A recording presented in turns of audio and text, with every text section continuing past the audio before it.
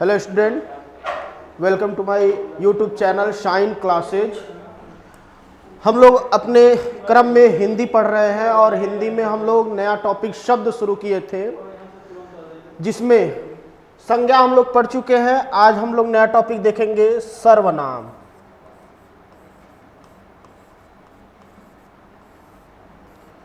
सर्वनाम, आप इस शब्द को देखिए तो इसमें एक शब्द है सर्व और एक शब्द है नाम,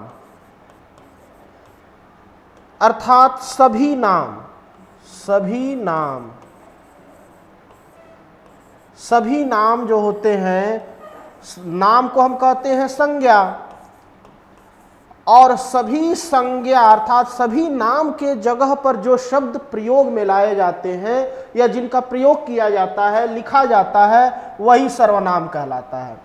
अर्थात आप परिभाषा के रूप में अपने कह सकते हैं कि संज्ञा के स्थान पर, संज्ञा के स्थान पर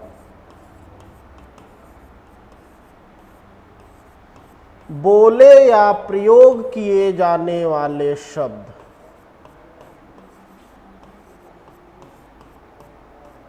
बोले या प्रयोग किए जाने वाले शब्द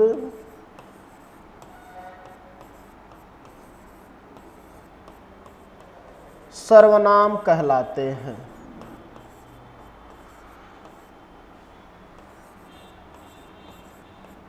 सर्वनाम कहलाते हैं।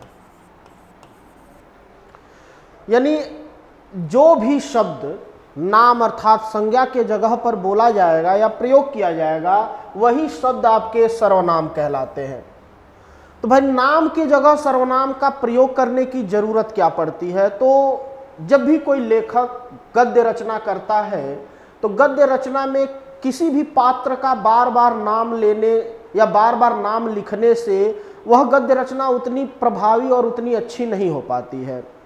इसीलिए हिंदी व्याकरण में सर्वनाम का प्रयोग किया जाता है ताकि वाक्य सुंदर लग सके, जो गद्य रचना है वो और अच्छी लगे।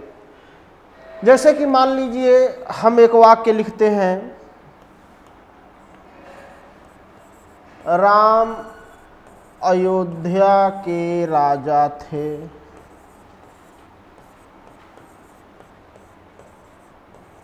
अब यहां पर एक वाक्य हमारा कंप्लीट हो गया। फिर से हमें अगर राम के ही विषय में कुछ बात लिखनी है तो हम पुनः इनका नाम अगर प्रयोग करते हैं तो वो सही नहीं होता है, बल्कि उनके स्थान पर कोई सर्वनाम शब्द, जैसे राम अयोध्या के राजा थे, वह बहुत दयावान और वीर थे। फिर एक वाक्य हमने लिखा तो देख रहे हैं आप, उनके नाम की जगह पर यहां पर हमने वह शब्द प्रयोग किया। इसी तरह से फिर से और इनके बारे में हमें लिखना हो तो और लिखते हैं, उन्होंने शिव धनुष को तोड़ा था।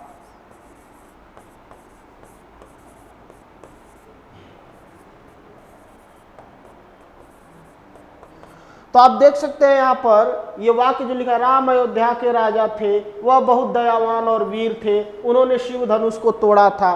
तो ये जो किसी स्पेशल श्री राम जी के बारे में लिखा जा रहा है, तो आप देख रहे हैं कि इनके नाम का प्रयोग केवल एक बार किया गया, बाकी वह, उन्होंने, ये शब्द जो है इस नाम, राम नाम के जगह पर प्रयोग हुआ, अर्थात यही सब शब्द क्या है, आपके सर्वनाम कहलाते हैं।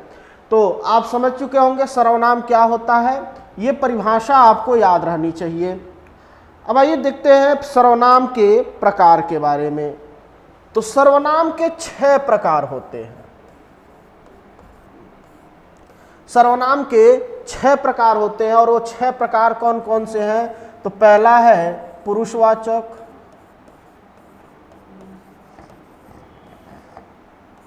दूसरा है निजवाचक, तीसरा है निश्चयवाचक,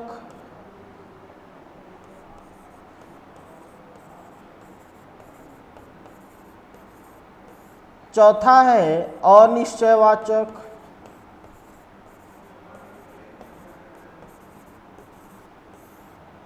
पांचवा है प्रश्नवाचक और छठा है संबंधवाचक।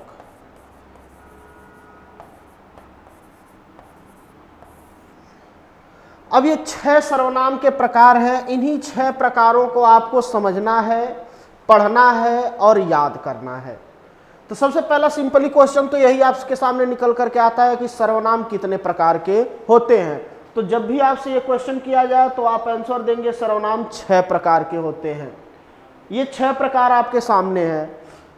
इसी में क्वेश्चन पूछा जाता है निम्न में से सर्वनाम का प्रकार नहीं है। अब 3 प्रकार कोई दे देगा, चौथा प्रकार कोई ऑप्शन दूसरा दे देता है, तो आपको प्रकार के नाम भी याद होने बहुत जरूरी हो जाते हैं।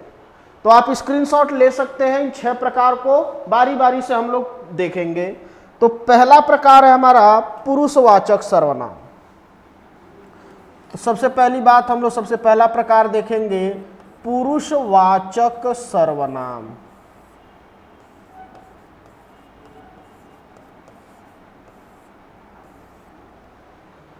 पुरुषवाचक सर्वनाम वास्तव में होता क्या है? तो देखिए, पुरुष से आप बात कनेक्ट कर सकते हैं इंसान यानी मनुष्य प्राणी को। तो यहां पुरुष की बात की जाती है तो पहला प्रश्न बनता है कि पुरुष कितने प्रकार के होते हैं? तो पुरुष 3 प्रकार के होते हैं। यानी देखिए, सर्वनाम में हमने ये जाना कि संज्ञा के जगह पर प्रयोग किए जाएंगे जो शब्द, तो संज्ञा की जगह पर प्रयोग हो रहे हैं, अगर वह किसी पुरुष के रूप में प्रयोग हो रहे हैं तो पुरुषवाचक। पुरुष 3 प्रकार के होते हैं। देखिए, जब भी कोई बात शुरू होती है, जब भी कोई भी बंदा बात करता है, आप खुद ही अगर किसी से बात करते हैं तो अकेले बात नहीं करेंगे, उसमें 3 लोग इन्वॉल्व होते हैं। एक तो जो बोलता है बात, और एक जो बात को सुनता है, और एक जिसके विषय में बात होती है। इस तरह से हम देखते हैं कि वक्ता, श्रोता और अन्य जिसके विषय में बात की जाती है, यही 3 पुरुष होते हैं। जो वक्ता होता है उसे हम प्रथम पुरुष कहते हैं। जो श्रोता अर्थात सुनने वाला होता है उसे हम द्वितीय पुरुष कहते हैं। और जिसके विषय में बात होती है वह हमारा तृतीय पुरुष कहलाता है। इस प्रकार हिंदी व्याकरण में 3 पुरुष पाए जाते हैं। अब 3 पुरुष की पहचान कैसे करेंगे? तो आप खुद सोचिए, अगर आप किसी से बात कर रहे हैं तो अपने नाम की जगह पर कौन सा शब्द बोलेंगे? मैं।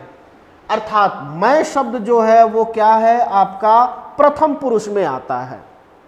मैं का बहुवचन होता है हम। तो मैं, हम, ये है आपके प्रथम पुरुष। जिससे आप बात करते हैं उसके नाम की जगह पर आप बोलते हैं तुम। अगर आपसे बड़ा है तो आप तुम नहीं बल्कि आप कहते हैं।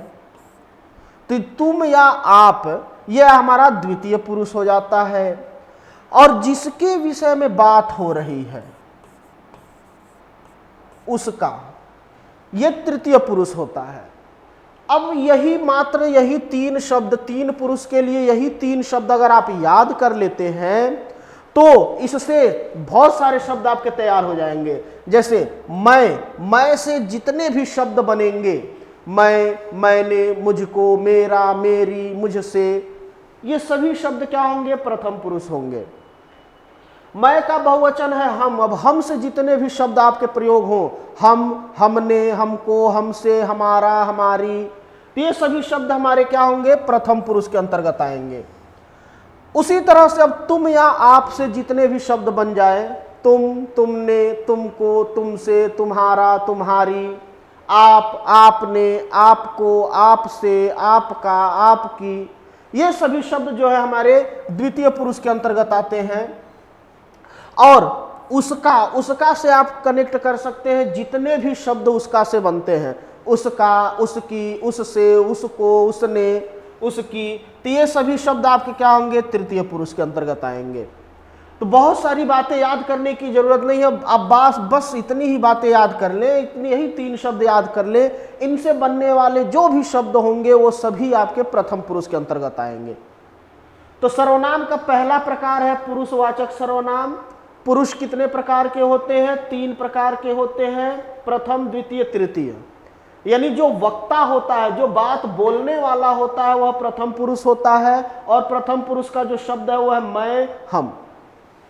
जो बात को सुनने वाला होता है, श्रोता, वो द्वितीय पुरुष के अंतर्गत आता है और इसके लिए हम लोग तुम या आप शब्द प्रयोग करते हैं। जिसके विषय में बात होती है वह तृतीय पुरुष के अंतर्गत आता है, जैसे उसका, उसकी, उससे, ये जितने भी शब्द हैं आपके हमारे तृतीय पुरुष के अंतर्गत आते हैं। तो ये हमारा पुरुषवाचक सर्वनाम। आगे बढ़ते हैं। दूसरा प्रकार है निजवाचक सर्वनाम।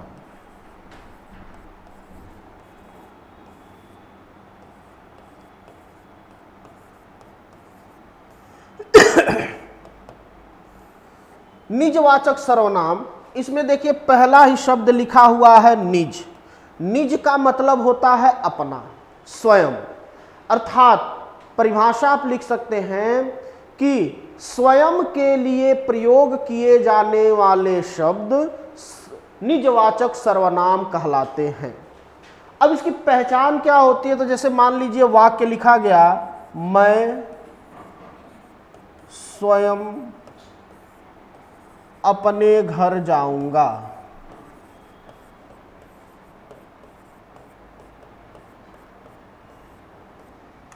अब यहां पर जो मैं शब्द है, मैं, ये तो आपका हो गया प्रथम पुरुष। लेकिन यह जो बात है ये स्वयं करने के लिए कर रहा, अर्थात यही जो स्वयं शब्द है ये निजवाचक के अंतर्गत आता है। तो उदाहरण में आप लिख सकते हैं, जैसे स्वयं, खुद,